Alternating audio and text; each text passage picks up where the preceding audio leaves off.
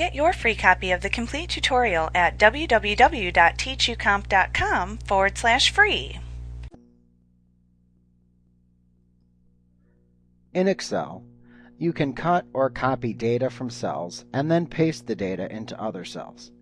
Cells that contain numeric or text entries can be moved wherever you want.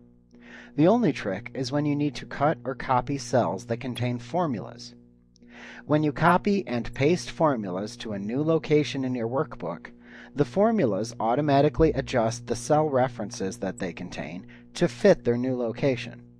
So for example, if you typed a formula into cell H5 that added cells C5 through G5, and then you copied and pasted the copy into cell H6, the newly copied formula would change its cell references to add the cells C6 through G6.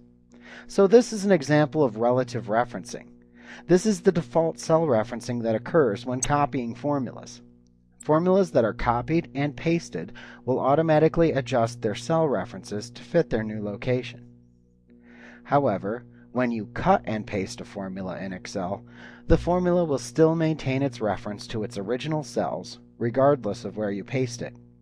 Therefore, the answer will not change, because it will still refer to its original cell range. This is an example of absolute referencing. When you cut and then paste the formula, it still refers to its original cells, even from its new location. Now, both types of referencing can be useful to you, depending on the type of worksheet you're trying to create.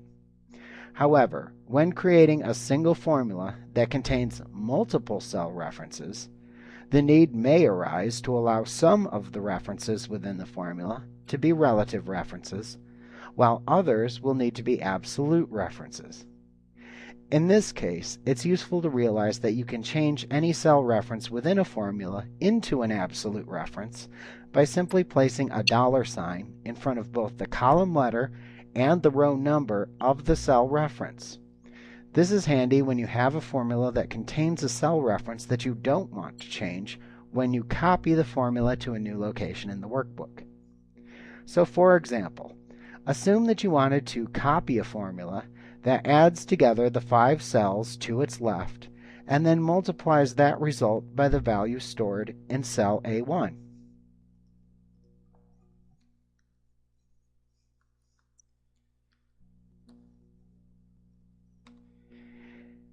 If you create the reference to cell A1 as an absolute reference, meaning you would enter it as $A, $1, then when you copy and paste the formula to a new location in the workbook,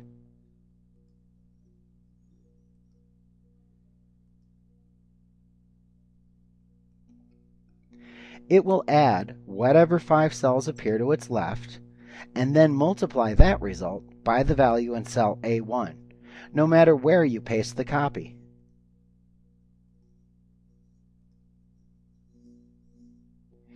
Now you can edit a formula that you have already created in order to change the cell referencing that's used within the formula. To do this, double-click the formula to edit it, then select the cell reference in the actual formula, not the cell, that you want to change into an absolute reference. Press the F4 key on your keyboard to toggle the cell reference between the 3 types of cell referencing available. There's mixed, which is part absolute and part relative, and it can be mixed either for the column or the row. There's relative, and then there's absolute. When you have it the way you want, just press the Enter key to save the change. Like what you see? Pick up your free copy of the complete tutorial at www.teachucomp.com/free.